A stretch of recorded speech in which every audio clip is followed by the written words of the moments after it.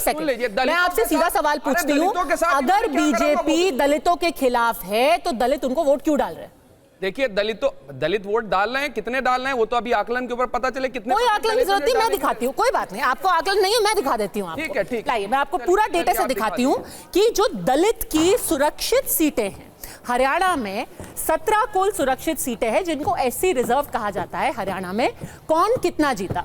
मैं आपको यह भी बता दूं कि इस बार जो सबसे ज्यादा सीटें बढ़ी हैं भारतीय जनता पार्टी की, वो जाट बेल्ट में बढ़ी हैं। कई सारे लोग ये कह रहे हैं कि भाई ये जाट बनाम गैर जाट हो गया और जाटों ने एक मुश्त वोट दिया कांग्रेस को। नहीं सर, जाटों ने भी भारतीय जनता पार्टी को वोट डाला है, दलितों ने भी भारतीय जनता पार्टी को वोट डाला है। और यही सोचने की जरूरत है कि क्या अब हिंदू समाज के वोटर अपने आप को जाट, दलित ये सब ना देख करके एक मुश्त वोट डाल रहे हैं। तो आइए आपको दिखाते हैं कि इस बार, और हम कंपैरिजन कर रहे हैं जो इस वक्त लोकसभा के चुनाव हुए थे 4 जून को जो नतीजे आए थे और कल के नतीजों में, जिससे आपको पता चलेगा कि सिर्फ कुछ ही महीनों में कैसे नैरेटिव वोटर के दिमाग में बदला।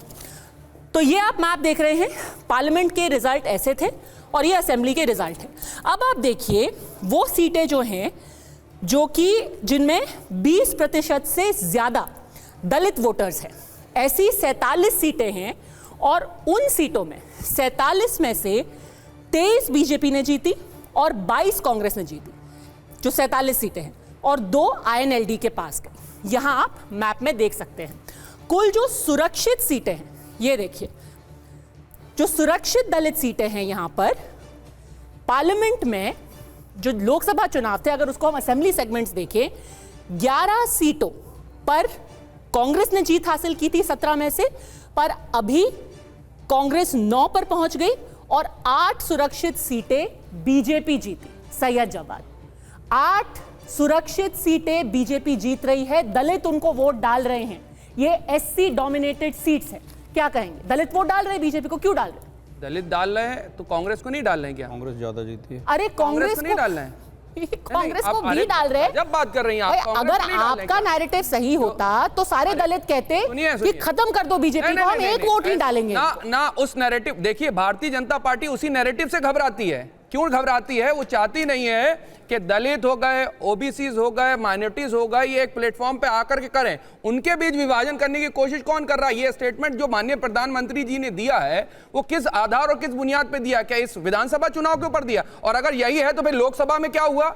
अगर इसी को मैं आधार, वही मैं आपको बता रही हूं ना कि उस वक्त का जो नैरेटिव था, उस वक्त का जो नैरेटिव था 4 महीने में कैसे बदल गया समीर जी, यही सबसे बड़ा प्रश्न है। क्योंकि उस वक्त संविधान की जो कॉपी उठा करके जो नैरेटिव चला था, दलित वोट हटा बीजेपी से और इन्हीं महीनों में वापस कैसे आ गया, इसीलिए मैंने पार्लियामेंट से कंपैरिजन किया है। नेता ने बात कही थी कि अगर हमारी 400 सीटें आएंगे तो हम संविधान को जो है वो बदल देंगे। ये कोई कांग्रेस के नेता ने नहीं कहा, और तमाम भारतीय जनता पार्टी के बड़े बड़े नेताओं ने करा। आज तक माननीय प्रधानमंत्री जी ने, भाजपा ने खंडन नहीं करा उन चीजों का। तो क्या उन 4 महीनों में बदलाव ये हुआ है कि भारतीय जनता पार्टी को समझ में आया कि अगर बटेंगे तो कटेंगे, और यही मैसेज लेकर के वो वोटर के पास गए? समीर जी, क्या इस नारे का असर हुआ है? और यही बार बार प्रधानमंत्री याद दिला रहे हैं हिंदू वोटर को। देखिए, इसमें कोई दो राय नहीं कि 2024 का जो लोकसभा चुनाव हुआ था, जिस तरीके से एक नैरेटिव झूठा तैयार किया गया था प्रधानमंत्री मोदी भारतीय जनता पार्टी के खिलाफ, उसका नुकसान हुआ था भारतीय जनता पार्टी को, ये सबको पता है।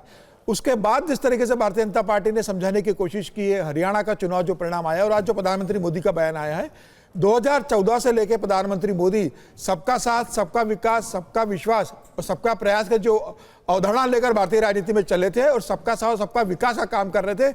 मुझे लग रहा है कि कुछ समय के लिए 2024 में एक झूठे नैरेटिव में कुछ लोग उसमें फंस गए थे। उन्हें भी ये रियलाइज हुआ कि उनसे 2024 का जो लोकसभा में जो परिणाम आया है, उनसे एक ऐतिहासिक गलती हुई है।